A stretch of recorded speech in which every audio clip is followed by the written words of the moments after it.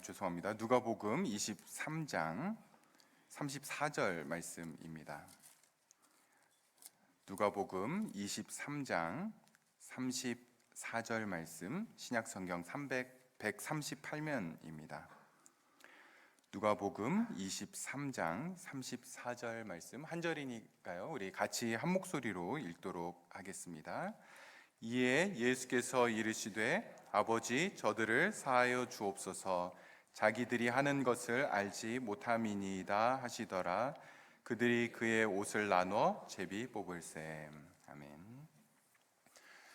설교자로서 제가 가지는 소원이 있습니다. 모든 설교를 다 잘하고 싶지만 그 중에서도 정말 잘하고 싶은 설교가 있는데요. 그것은 예수님에 대한 설교입니다. 예수님의 삶과 사역과 그분의 죽음과 그분의 부활을 정말 잘 설교하고 싶은 그러한 소원이 제 안에 있습니다. 설교의 황태자라고 불리던 이 스펄전 목사님은 예수님에 대해서 설교할 때, 특별히 예수님의 십자가에 대해서 설교할 때가 되면 종종 자기가 예수님의 십자가에 대해서 얼마나 무지하고 또 어리석은지, 십자가에 대해서 아는 것이 없다라고 이렇게 한탄하면서 그렇게 설교를 시작하셨다고 합니다. 인간의 머리로는 예수님의 그 십자가에 담긴 하나님의 영광을 이해할 방법은 없습니다. 인간의 언어로 십자가의 그 진리를, 그 깊은 의미를 다 전달할 수 없는 거죠. 저 같은 쪼무레기 목사는 말할 것도 없겠죠. 전에는 십자가를 좀 아는 것처럼 그렇게 생각하고 설교도 하기를 했는데, 알면 알수록 십자가에 대해서 아는 게 얼마나 없는지 안타까운 심정만 그렇게 가지고 있습니다. 그래서 여러분들에게 그런 안타까운 심정을 가지고 우리가 고난주간으로 들어가기 전에 함께 십자가에 대한 말씀을 살펴보려고 합니다. 예수님의 십자가라고 할 때 이것은 기독교 교리에 있어서, 기독교 진리에 있어서 꽃과 같은 거죠. 그런데 사실 우리가 예수님의 십자가를 너무 피상적으로 알고 잘 모른다라고 하는 그런 느낌이 있습니다. 십자가가 왜 이렇게 중요합니까? 그것은 하나님을 떠난 세상을 구원하시는 하나님의 유일한 방법이 바로 이 십자가이기 때문에 그런 거죠. 오직 예수님의 십자가, 그 십자가를 통해서만 세상을 구원하시는 것이 하나님의 방법입니다. 저와 여러분도 그 십자가를 통해서 구원받았고, 앞으로도 이 십자가를 통하지 않고는 어느 누구도 구원을 받을 수 있는 방법은 없습니다. 여러분, 그렇다라고 해서 십자가가 구원을 받는 데에만 필요하냐? 그런 것은 아니죠. 구원 이후에는 필요 없는 그러한 것이 아닙니다. 우리와 똑같은 질그릇과 같은 그러한 연약한 육신을 입고서도 상상을 뛰어넘을 정도로 주님께 헌신하고 주님을 위해서 살았던 우리의 신앙의 선배들은 어떻게 그런 삶을 살 수 있었습니까? 그러한 신앙의 선배들과 우리와의 차이점은 무엇입니까? 바로 십자가죠. 그들은 모두 그 예수 그리스도의 십자가를 영적으로 깊이 경험한 사람들이었습니다. 단지 구원을 받기 위해서 십자가라고 하는 그 바다에서 그냥 컵으로 한 컵 떠서 마시고 구원받았다, 이렇게 십자가를 아는 것과 달리 그 십자가의 바다에 뛰어들어서 그 바다가 얼마나 깊고 넓고 광대한지를 체험한 사람과의 그 차이는 구원 받느냐 못 받느냐의 차이가 아니라 실은 삶에서 차이가 나게 되는 거죠. 십자가는 사람을 바꿔놓는, 삶을 바꾸는 하나님의 능력입니다. 여러분, 예수님 당시에 십자가가 어떤 것이었는지를 아는 것은 우리가 예수님의 십자가를 이해하는 데 있어서 도움이 되는데요. 예수님 당시의 십자가는 사실은 사형제도였죠. 죄인을 처형하는 그러한 십자가가 바로 이 사형제도였습니다. 그런데 이 십자가 사형제도는요, 너무 잔인한 것이어서 그 당시 세계를 지배하고 있었던 로마인들, 그러니까 로마 시민권을 가진 사람은 어떠한 죄를 지어도 절대로 십자가형을 적용하지 않았다고 합니다. 대신 로마의 지배 아래 있었던 민족들, 그냥 야만족이라고 불려졌던 그러한 사람들 가운데 아주 죄질이 나쁜 사람을 사형으로 다스리는 한 방법이 바로 십자가였습니다. 십자가는 육신적으로 굉장히 힘든 그러한 고통은 말할 것도 없고요. 이 십자가에 못 박히기 전에 죄수는 모든 옷이 다 발가벗겨진 채로 말 그대로 아무것도 걸치지 않은 채 수치와 모욕감을 더하게 됩니다. 성인이 아무 옷을 입지 않고 나무에 매달리는 것, 굉장한 모멸감을 느끼게 하죠. 아무리 죄수라고 해도 인간의 존엄성을 좀 지켜줬어야 되는데 인간의 존엄성마저 삭제하는 사형 방법이 바로 이 십자가였던 것입니다. 예수님께서 이제 십자가형을 언도받고는 골고다 언덕에 십자가에 못 박히기 전에 유대인의 규례를 따라서 두 가지 일이 예수님에게 행해져야 했습니다. 하나는 예수님은 십자가에 달리시기 전에 먼저 매를 맞아야 했습니다. 이때 매는 채찍을 사용을 했는데요. 여기에 사용된 채찍은 한 줄 가닥의 그러한 채찍이 아니라 고고학자들에 의하면 9가닥으로 된 그러한 채찍이었다고 합니다. 이 줄은 가죽으로 만들어졌고요. 그리고 채찍의 그 줄의 9가닥의 끝에는 각각의 줄에는 뾰족하게 깎아서 만든 동물의 뼈나 또는 쇠붙이를 맨 끝에 달았다고 합니다. 그래서 채찍으로 칠 때에 그 뾰족한 것이 살 속으로 파고 들어가서 다시 잡아당길 때에 그곳이 찢어지거나 또는 심지어는 살점이 뜯겨 나가기도 했다고 합니다. 그래서 어떤 죄수들은 십자가에 달리기도 전에 채찍을 맞다가 죽는 경우들도 있었다고 합니다. 두 번째 관례는요, 십자가형에 처형될 죄수가 자신이 매달릴 그 십자가를 직접 지고 그리고 형장까지 가야 했습니다. 이 나무 십자가의 무게가 원목이기 때문에 약 120에서 150kg 정도 됐다고 합니다. 채찍을 맞고 난 후에 다 지친 그러한 사람이 그 무게를 지고 간다는 것은 쉽지 않은 일이었죠. 우리 주님도 그것을 못했기 때문에 다른 사람이 대신 십자가를 지고 갔습니다. 여러분, 이 무거운 십자가에 사람을 매달아서 그렇게 높이 세우는 것도 쉬운 일은 아니었습니다. 먼저 십자가의 그 세로막대를 땅에다가 먼저 박게 되고요. 그리고 가로 나무에다가 먼저 사람의 못을 박았다고 합니다.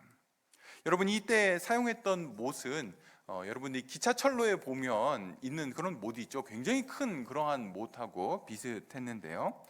초기에는 이 못을 죄수의 손바닥에 박았는데 이 손바닥이 약하니까 자꾸 시체가 찢어지고 떨어지는 일들이 생겨서 후에는 손목이나 또는 손목 가까운 곳에다가 못을 박았다고 합니다. 가로막대에다가 이렇게 못 박힌 죄수는 먼저 세워진 세로 막대에 어떤 도르래 같은 것을 이용해서 이제 끌어올려지게 되는데요. 그 세로막대에다가 위에 홈을 만들어서 가로막대를 거기에다가 껴서 십자가 형태를 만들었습니다. 우리 주님은 거기에다가 머리에 가시면류관을 쓰셨죠. 5cm에서 약 7cm 정도 되는 그러한 면류관을 쓰게 되었습니다. 또 예수님이 그 골고다 언덕에 도달하기까지 많은 사람들이 우리 주님을 주먹으로 치고 뺨을 때리고 돌을 던지기도 하고 침을 뱉고 또 욕을 하는 사람들이 많았습니다. 이 십자가 형벌의 진짜 잔인함은 매달린 그 죄수가 쉽게 죽지 않는다라는 데에 그 잔인함이 극을 발했습니다.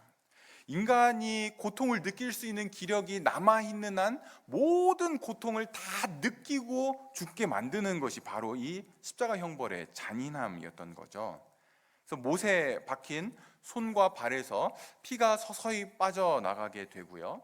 그리고 뜨거운 팔레스틴의 그 햇볕 아래에서 땀을 흘리게 되면서 모든 수분이 피와 함께 몸에서 빠져나가게 됩니다.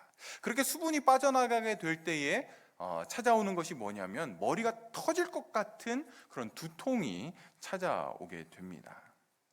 온 몸을 십자가 위에서 지탱하고 있는 그 손과 발의 고통도 심하지만 이 두통으로 인해서 출혈로 인한 그러한 통증, 이런 것들은 굉장히 살인적이라고 합니다. 그래서 십자가에 달린 죄수들은 그냥 이렇게 가만히 있다가 죽는 게 아니라 그 고통 때문에 혼절했다가 깨어났다가 또 깨어났을 때 고통으로 인해서 다시 기절했다가 또 깨어나는 이런 것들을 반복하면서 서서히 죽어갔습니다.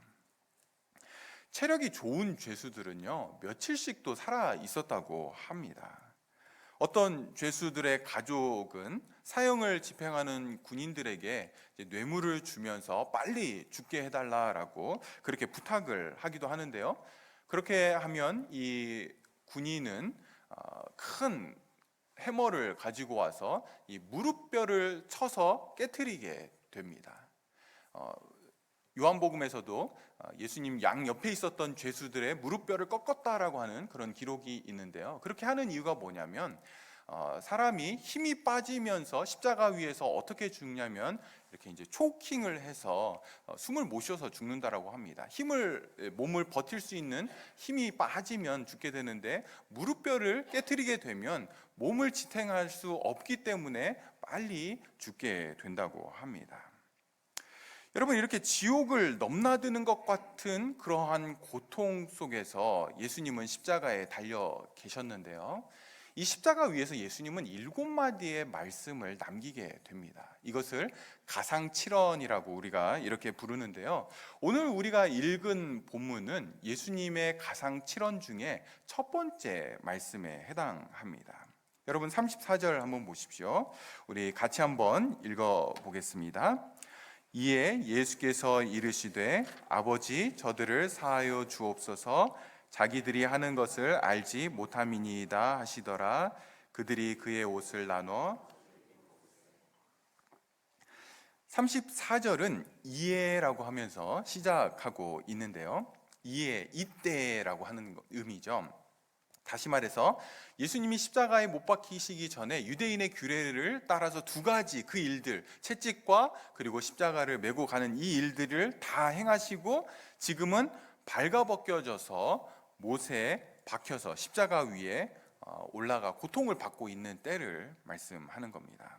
이때에 주님이 하신 첫 번째 말씀이 아버지여 저희의 죄를 사하여 주옵소서였던 거죠. 여러분, 예수님께서 십자가 위에서 하신 이 첫 번째 말씀은요, 사실은 기도였습니다. 살려달라는 애원도 아니었고요, 또 아프다는 호소도 아닌 하나님께 드리는 기도였습니다.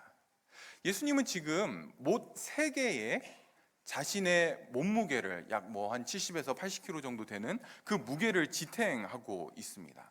온 몸에서 채찍에 맞아서 피가 흐르고 있고요. 손과 발은 이 못을 지탱해야 되기 때문에 만약에 힘을 뺀다라면 그나마 근육으로 지탱하던 게 찢어지는 고통이 더해질 수 있기 때문에 손과 발에 온 힘을 또 정신을 집중해서 찢어지지 않도록 힘을 주고 있는 그러한 상황이었습니다. 이러한 극심한 상황 가운데에 예수님이 기도하셨다라고 하는 것, 참 불가사의한 일이죠. 어떻게 그렇게 하실 수 있으셨을까?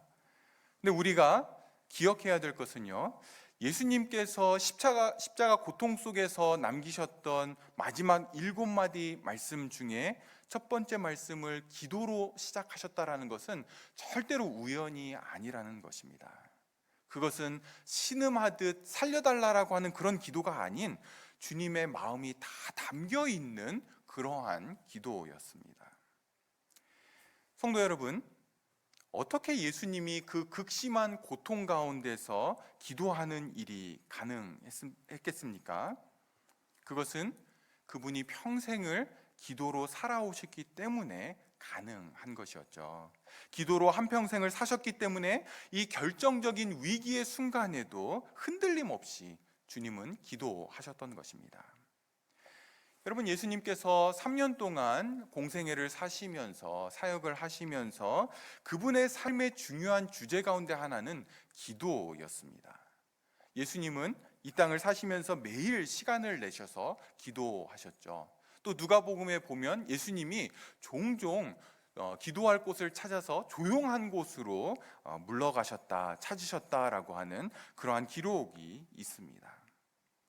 주님은 우리와 똑같은 육체를 소유하시면서 이 육체를 가지고 살아가는 데 있어서 기도가 얼마나 절실히 필요한지 너무나 자주 느끼시고는 기도의 자리를 찾아가셨던 겁니다. 여러분, 저는 종종 하나님이셨던 그분이 꼭 기도하실 필요가 있으셨을까 생각을 합니다. 그냥 기적을 행하시면 되고 이적을 행하시면 되시는 그분이 왜 굳이 기도의 자리를 이렇게 자주 찾아가셨나? 여러 가지 이유가 있겠죠. 근데 그 중에 한 가지는 이 주님이 원래 하늘나라에, 하나님 나라에 하나님과 함께 기쁨을 누리시고 완전한 충만한 만족을 누리셨던 그런 분이셨는데, 그분이 이 땅에 내려오셔서 사람의 몸을 입고 살아가는 것이 얼마나 주님을 고달프게 했던지, 그 피곤한 마음을 가지고 아버지 하나님을 만나지 않으면 어디서도 쉼을 얻을 수 없었기에 주님은 계속해서 기도의 자리를 찾아가셨던 겁니다. 주님은 특별히 오늘 십자가 위에서 기도하고 계십니다. 우리와 똑같은 육체를 입으셨기 때문에 사람이 느끼는 모든 그 처참한 고통을 십자가 위에서 지금 경험하고 계신 거죠. 여기저기 찢겨진 채찍의 그러한 자국들, 손과 발의 못, 머리에 쓰고 있는 가시면류관, 여러분, 이런 것들을 사람들에게 알아달라고 주님이 호소하지 않으셨습니다. 또는 밑에 있는 군인들에게 너희들 천국 보내줄 테니까 못 하나만 좀 빼자, 이렇게 부탁하지도 않으셨습니다. 대신 주님은 하나님께 기도하고 있죠. 왜 그렇습니까? 주님은 사람들에게 이야기하는 것이 절대로 해결책이 아니라는 것을 알고 계셨기 때문에 그런 것입니다. 사람들은 바빠서 기도할 시간이 없다라고 이야기를 합니다. 요즘은 바쁘게 사는 것이 마치 잘 살고 있는 것 같은 그런 오해 속에서 사람들은 살아가는데요. 근데 여러분, 성도로서 너무 바빠서 기도할 시간을 얻지 못한다라면 그것은 백발백중 잘못 살고 있는 겁니다. 어떤 시간이 되든 줄여서 기도하는 것은 성도에게 있어서 너무 중요한 모습입니다. 여러분이 평소에도 기도하시지만요, 특별히 어려움이 있을 때에, 또 문제가 있을 때, 중요한 결정들 앞에서 다른 어떤 때보다도 더 많이 기도하고 하나님의 뜻을 물어봐야 됩니다. 여러분들이 여러 가지 일들로 인해서 스트레스를 받고 또 사람들과의 관계 속에서 상처를 받을 때에 하나님 앞에 나와서 하나님의 사랑의 음성을 듣지 않는다라면 그 스트레스와 상처들이 어떻게 해결될 수 있겠습니까? 수다를 떨고 또 운동을 하는 것, 스트레스 해소하는 데 도움이 되죠. 그러나 궁극적인 해결책은 무엇입니까? 하나님 앞에 기도로 나아가서 하나님의 사랑의 음성을 듣는 것. 너는 내 아들이다. 내가 너를 지명하여 불렀나니 너는 내 것이다. 여러분, 이 음성을 듣고 마음의 확신을 갖는 것보다 우리에게 더 위로가 되고 격려가 되고 힘이 되는 게 무엇이 있겠습니까? 사랑하는 여러분, 이번 한 주간 고난 주간이죠. 저는 여러분들이 하나님의 사랑을 더 받기 위해서 또는 더 옳다라는 인정을 받기 위해서 기도하거나 금식하거나 그래야 된다라고 생각하지 않습니다. 그 모든 것은 주님이 십자가에서 이루신 완전하고도 완벽한 그리고 충분한 그 구속 사역으로 인해서 이미 모든 성도에게 그것은 주어진 것입니다. 하지만 저는 여러분이 예수님의 기도 생활을 모범으로 삼아서 아버지 되시는 하나님과 더 깊은 교제 안으로 들어가기 위해서 시간을 떼어놓고 또 장소를 정해서 기도하는 것은 중요하다라고 생각을 합니다. 이번 고난 주간에 우리가 예수님이 십자가 위에서 기도하셨음을 다 함께 좀 기억하셨으면 좋겠습니다. 하나님과의 친밀한 교제가 얼마나 중요한지를 우리가 기억하고, 여러분 이번 한 주간 좀 시간을 정하시고 필요하시면 장소도 좀 정하셔서 기도할 수 있기를 제가 권면합니다. 혼자 하시기 어려우시면 여러분 선교회에서 좀 사람들을 모아서, 또 겨자씨 모임이나 또 여러분들 교회 안에서 친한 분들끼리 일주일간 우리 카톡 단체 카톡방 만들자. 그래서 기도하는 것 서로 격려하고, 나 오늘 기도했어요, 여러분도 기도하세요, 이런 것 좀 올려서, 여러분 이런 모임 얼마나 좋습니까? 뭐 다른 모임보다 우리 교회 안에 성경 읽는 모임, 기도하는 모임, 이런 것들을 좀 더 많이 하면 좋을 것 같습니다. 또 안 되시는 분들은 우리가 화요일부터는 또 6시에 아침에 교회 문 오픈해 놓거든요. 여러분들이 집에서 게을러서 못할 것 같다 그러면 이번 한 주간은 좀 교회 오셔서 기도하시는 것도 좋은 방법일 것입니다. 주님은 평소에도 기도를 하셨지만 특별히 십자가 위에서 기도해야 할 그 필요들을 주님은 느끼셨습니다. 강하게 느끼셨던 거죠. 예수님을 십자가 위에서 기도하게끔 만들었던 그 기도의 제목은 무엇이었습니까? 아버지, 저들을 사하여 주옵소서. Father, forgive them. 이것이 예수님의 기도였죠. 여러분, 이 기도 속에는 기독교의 핵심 진리가 담겨져 있습니다. 그 핵심 진리가 무엇입니까? 하나님을 떠난 인간에게 있어서 죄 사함을 받는 것이 가장 시급한 문제라는 것, 그리고 그 죄 사함은 오직 하나님만이 주실 수 있다라고 하는 그 이 기독교의 가장 중요한 진리가 이 기도 안에 담겨져 있습니다. 예수님께서 죽어가시면서 남기셨던 이 첫 마디의 간절한 기도는 하나님께 드리는 가장 긴급하고 다급한 중요한 기도 제목이었습니다. 지금 예수님은 십자가 위에서 언제라도 숨을 거둘 수 있는 상황이었습니다. 정신이 있을 때, 언제든 정신을 잃을 수 있는데, 정신이 있을 때에 가장 먼저, 가장 첫 번째로, 가장 중요하게, 가장 다급하게, 긴급하게 하나님께 꼭 하셔야 했던 그 기도가 바로 인간들의 죄 문제에 대한 기도였던 거죠. 사랑하는 여러분, 이 세상에 존재하는 모든 사람들, 돈이 많건 적건, 공부를 많이 했건 적게 했건, 나이가 많든지 적든지, 오직 한 종류의 사람들만 이 땅에 존재합니다. 죄인이죠. 죄인들. 우리가 보기에는 정말 존경할 만한 그러한 사람이 있고, 또 감옥에 가야 될 그런 나쁜 사람들이 있고, 이제 가운데에 저와 여러분 같은 그냥 보통 평범한 사람들이 있는 것처럼 그렇게 보이지만, 하나님이 보실 때는 다 똑같은 죄인일 뿐입니다. 제가 지난주에 노회를 BC로 다녀왔거든요. 여러분도 다 보셨겠지만 로키 산맥을 지나갈 때 어떻습니까? 어떤 게 3,000m 산인지 어떤 게 100m 언덕인지 구분이 되십니까? 안 되죠. 다 똑같이 그냥 산은 있구나, 이 정도밖에는 확인이 안 됩니다. 하나님께서 우리를 보실 때, 사람을 볼 때에, 인간을 볼 때에 그런 거죠. 우리가 볼 때는 조금 더 선한 사람, 좀 덜 선한 사람, 이렇게 나눌 수는 있지만 하나님이 보실 때는 다 똑같은 죄인들로밖에는 보이지 않는다는 겁니다. 다만 어떤 사람들은 죄 사함을 받은, 용서받은 죄인들이고, 어떤 사람들은 죄 사함을 받지 못한, 용서받지 못한 죄인들이라고 하는 차이가 있을 뿐입니다. 사랑하는 성도 여러분, 왜 하나님 나라에, 하나님 우편에 계셨던 그 주님이 이 땅에 내려오셔야 했습니까? 왜 죄가 전혀 없으신, 그리고 그렇게 사랑이 많으신 그러한 주님이 너무나 고통스럽고 잔인해서 로마인들에게는 절대로 행해지지 않았던 십자가 위에서 고통을 당하셔야 했습니까? 우리의 죄 때문이죠. 여러분, 우리가 여기서 주목할 것은요, 이 죄사함의 기도가 십자가 위에서 이루어지고 있다라는 겁니다. 십자가 위에 계신 이유를 성경은 이렇게 이야기를 합니다.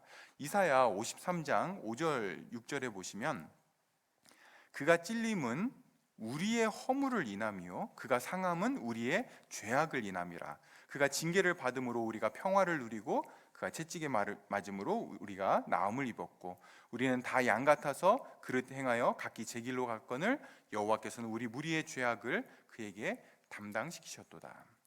여러분, 십자가 위에 계신 우리 주님이 지금 경험하고 있는 이 고통과 이 아픔들은 무엇이었습니까? 그것은 우리의 죄를 대신 짊어지셨기에 그분에게 하나님의 진노의 심판이 지금 내려지고 있는 것이죠. 주님이 십자가 위에서 온몸으로 지금 경험하시는 것은 하나님이 죄에 대해서 반드시 심판하신다라고 하는 이 사실입니다. 예수님은 이 땅에 오셔서 하나님은 사랑이시다라고 그렇게 가르치셨죠. 하나님은 오래 참으시는 분이시다라고 그렇게 알려주셨습니다. 그러나 그 하나님의 인내에는 반드시 끝나는 날이 있을 것도 가르쳐 주시면서 지금 십자가에서 하나님의 그 인내가 끝날 때에, 하나님의 인내가 끝나는 그날에 인간에게 부어질 그 심판을 주님은 지금 미리 맛보고 계신 것입니다. 어떤 면에서 십자가가 우리에게 보여주는 첫 번째 메시지는 사랑이 아닙니다. 하나님은 거룩하시고 공의로우시고 죄에 대해서 심판하시는 분이심을 이 십자가는 가장 먼저 우리에게 보여주고 있는 겁니다. 죄 사함을 받지 못한 인간에 대한 하나님의 진노가 얼마나 무서운 것인지를 보여주는 거죠. 여러분, 하나님은 공의로우신 분이시다라고 할 때 그 공의 무엇입니까? 각 사람이 행한 일에 대한 그 대가를 각 사람이 지도록 하는 거죠. 각 사람이 행한 것에 대한 결과를 각 사람이 책임지도록 하는 것, 그것이 하나님의 공평하고 의로운 성품입니다. 그렇다면 그 공의로우신 하나님 앞에서 우리는 우리의 죄로 인해 하나님의 진노를 받아야 할 그러한 존재일 뿐입니다. 때로 착한 일을 하기도 하지만 그러나 많은 경우에 죄 가운데 우리는 살아가기 때문에 그 죄에 대한 대가를 우리가 책임져야 되는 존재가 바로 공의로우신 하나님 앞에 서는 우리입니다. 여러분, 한번 생각해 보십시오. 우리보다 좀 높은 사람이 우리에게 내가 너 절대로 용서하지 않을 거야, 네 죄 내가 꼭 기억하고 있을 거야 라고 그렇게 이야기한다라면 얼마나 두렵고 걱정스러운 일이겠습니까? 그런데 온 세상의 창조자이시고 주인이신 그분, 모든 왕들의 왕이신 그 하나님 앞에 우리가 섰을 때에 너 나한테 죄 사함 받지 못했다, 너 나한테 죄 용서받지 못했다라고 그렇게 선언하실 때에 그것이 얼마나 두려운 말씀이겠습니까? 그럼에도 불구하고 너무나 많은 사람들이 이 일을 하찮게 여기면서 살아갑니다. 하나님에게로부터 죄사함을 받지 못하는 것이 얼마나 두려운 일인지를 알지 못하고 알려고도 하지 않고 무시하면서 살아가죠. 영원한 생명이 걸려있는 문제임에도 불구하고 그렇다라는 겁니다. 사랑하는 여러분, 여러분의 죄 문제는 해결되었습니까? 아직도 예수의 구속의 은혜를 알지 못하고 죄를 해결하지 못하신 분 계십니까? 지금이 하나님 앞으로 나올 수 있는 때입니다. 우리가 하나님의 진노를, 그 무서운 진노를 피할 수 있는 유일한 길은 십자가 그늘 아래 서는 것이죠. 여러분, 십자가 그늘 아래 선다라는 것, 이게 무슨 이야기입니까? 뭘 어떻게 하라는 거죠? 내가 죄인이라는 것 하나님 앞에 인정하고 이 죄에 대한 대가는 영원한 죽음이고 하나님의 진노뿐임을 인정하고 내 죄의 대가로 예수님이 십자가에 죽으셨다라는 것을 인정하고 고백하고 믿는 것, 그리고 내 삶을, 나를 그 진리에 내어 맡기는 것입니다. 예수님의 기도에서 우리가 또 한 가지 더 좀 살펴볼 것이 있는데요, 그것은요, 죄를 용서하는 그 권세, 죄를 용서하는 authority는 오직 하나님 한 분에게만 있다라는 것입니다. 여러분, 예수님이 기도하시면서 뒷부분에 이렇게 이야기를 하고 있습니다. 아버지, 저희를 사하여 주옵소서, 자기의 하는 것을 알지 못함이니이다. 그리고는 그 뒤에 그들이 그의 옷을 나눠 제비 뽑을세, 이렇게 이야기를 하고 있죠. 여러분, 주님은 위에서 죄인들을 위해서 기도하고 있는데 그 밑에 있던 사람들은 뭘 하고 있습니까? 예수님의 옷을 제비 뽑아서 나눠 가지려고 그렇게 하고 있죠. 또 백성과 관원들은 예수님을 욕하고 또 비난하고 있습니다. 네가 구원자라고? 야, 너 자신이나 구원해라. 너 할 수 있으면 십자가에서 내려와 보시지. 막 이렇게 온갖 그 비난과 욕설이 예수님에게 다 들리고 있습니다. 제가 꼭 이 장면에 오면 좀 이렇게 좀 화가 납니다. 내가 예수님이었으면 잠시 이렇게 못을 좀 뽑아서 십자가 날개 위에 올려놓고 가시면류관도 빼서 십자가 위에 좀 걸어놓고 딱 내려와가지고 봤지. 너 까불지 마. 어디서 막 볼태기도 좀 이렇게 잡아서 좀 흔들고, 그리고는 다시 올라가서 못 다시 받고 이렇게 가시면류관 쓰고 주여 이렇게 좀 했다라면 여러분 어떻겠습니까? 그 밑에 있던 사람들이 야, 진짜 하나님의 아들이다, 이렇게 더 많은 사람들이 믿지 않았을까요? 예수님은 분명히 그렇게 할 능력도 있으셨음에도 불구하고 그렇게 하지 않고 그 모든 비난과 욕을 들으시면서 그들을 위해서 지금 기도하고 있습니다. 왜 그렇게 하셨습니까? 여러분, 예수님께서 3년 동안 이 땅을 공생애의 삶을 사시면서 많은 사람들에게 기적과 이적을 보여주셨죠. 물 위를 걷기도 하시고 떡과 물고기 2마리 가지고 5,000명, 남자만 5,000명을 먹이기도 하시고, 또 죽은 지 이미 나흘이나 돼서 4일이나 지나서 시체에서 썩은 냄새가 났던 나사로도 살려서 일으켰던 그러한 기적을 행하셨습니다.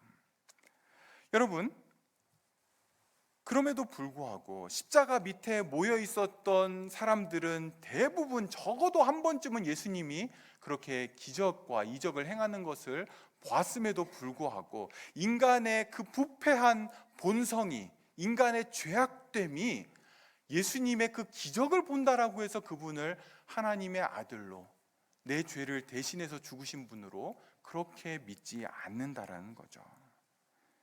사랑하는 성도 여러분, 우리가 예수님을 하나님의 아들로 믿을 수 있는 것, 구원자로 믿을 수 있는 것은 어떤 기적을 본다라고 해서 가능한 것이 아니라 오직 예수님께서 십자가 위에서 기도하신 그 기도 때문에만 우리는 하나님의 자녀가 될 수 있는 겁니다. 예수님을 하나님의 아들로 구원자로 믿을 수 있는 것은 오직 예수님의 십자가 위에서 기도하신 그 덕분인 거죠. 그래서 예수님은 내려오시지 않고 그 위에서 여전히 기도하고 계신 겁니다.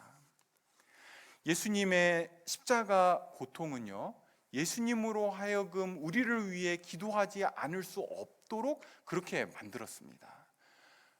모든 인간이 죄의 대가로 인해서 하나님의 이 진노의 고통을 받아야 된다라고 생각했을 때에, 그리고 그 죄는 하나님 외에는 절대로 해결될 수 없음을 주님이 온 몸으로 느끼셨을 때에 주님은 아버지여 저들의 죄를 사하여 주옵소서라고 기도하신 것입니다.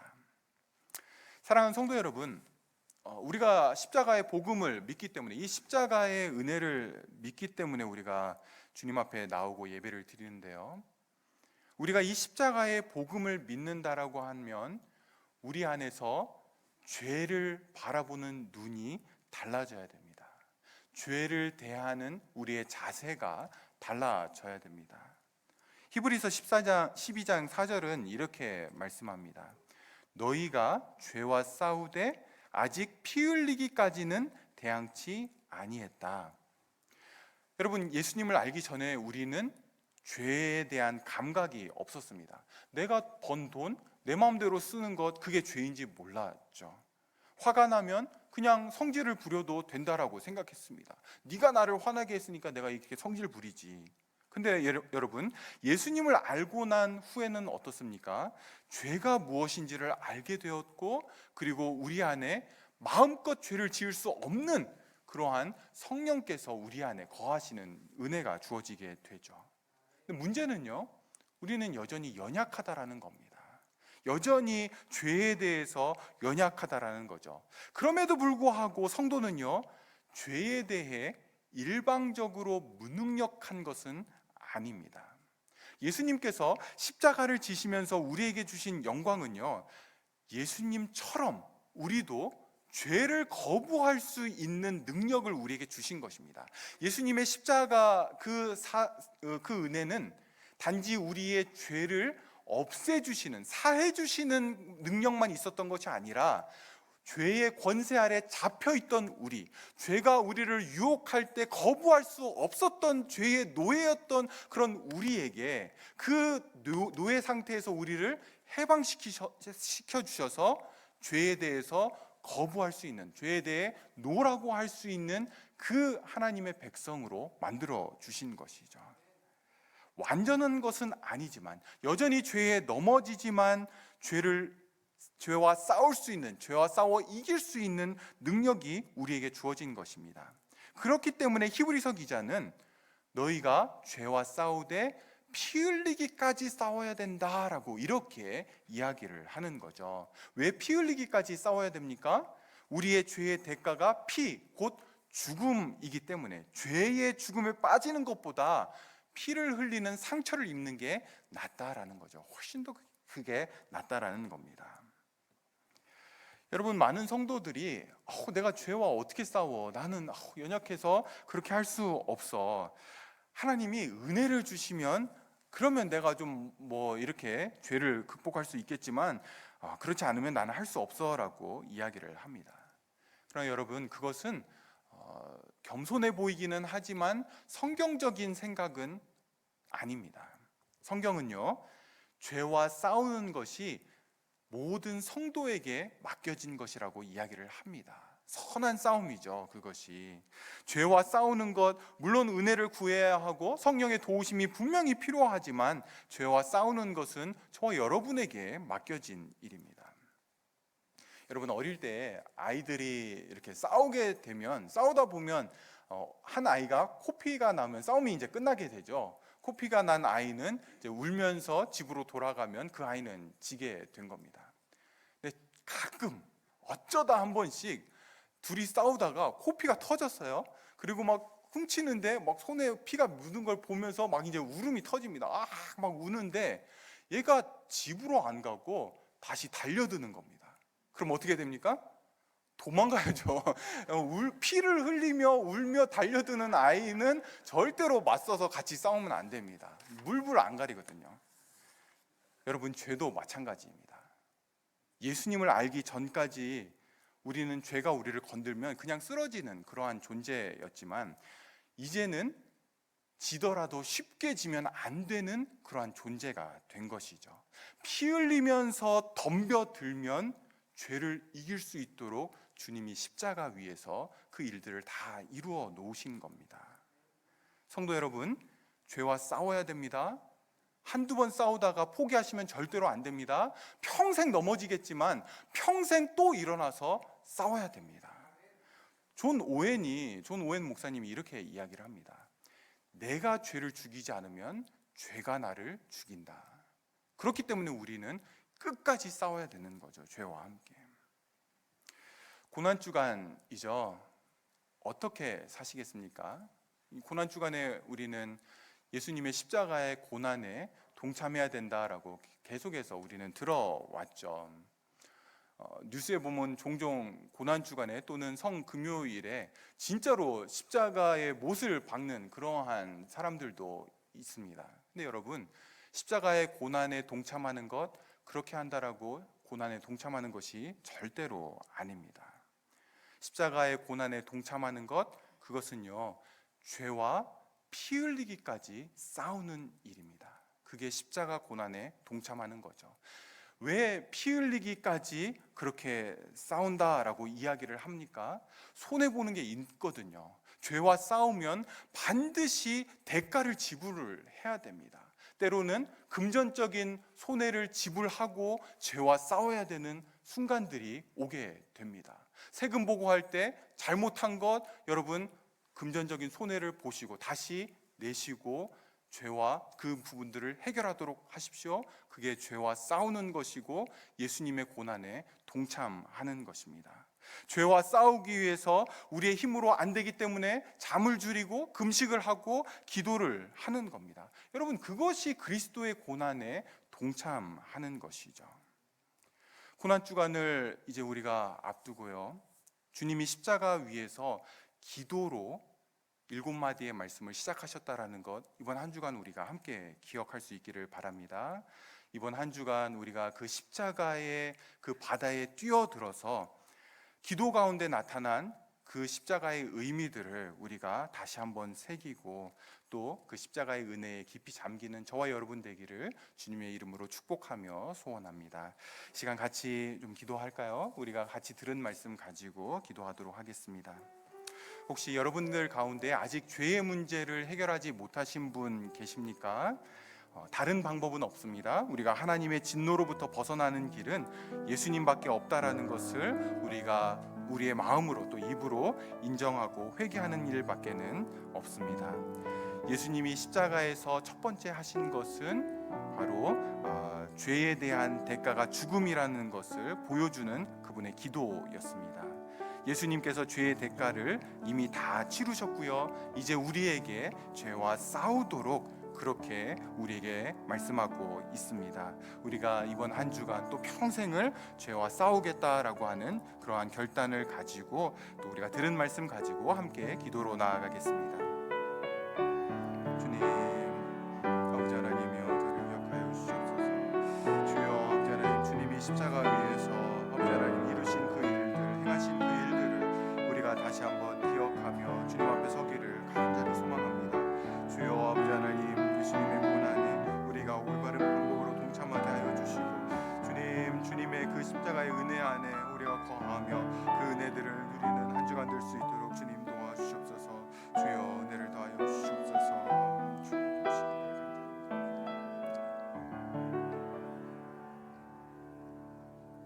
주님의 그 십자가 은혜를 감사합니다. 그 십자가가 아니고서는 우리가 하나님 앞에 갈 수 없기에 믿음으로 주 앞에 나아가는 모든 자들을 주께서 받아주시고 죄를 용서하시고 죄의 노예 상태에서 끊어주시는 그 은혜가 주어짐을 이 시간 믿음으로 고백합니다. 주님, 이번 한 주간 우리가 주님의 그 기도를 기억하면서 그 고난의 십자가의 그 고난에 동참하기를 원합니다. 죄와 싸우되 피 흘리기까지 싸우는 것이 어떤 것임을 우리로 하여금 경험케 하시고 그 치열한 전쟁 속에서 죄를 이기는 그러한 은혜들을 우리 안에 더하여 주시옵소서. 예수님의 이름으로 기도합니다. 아멘.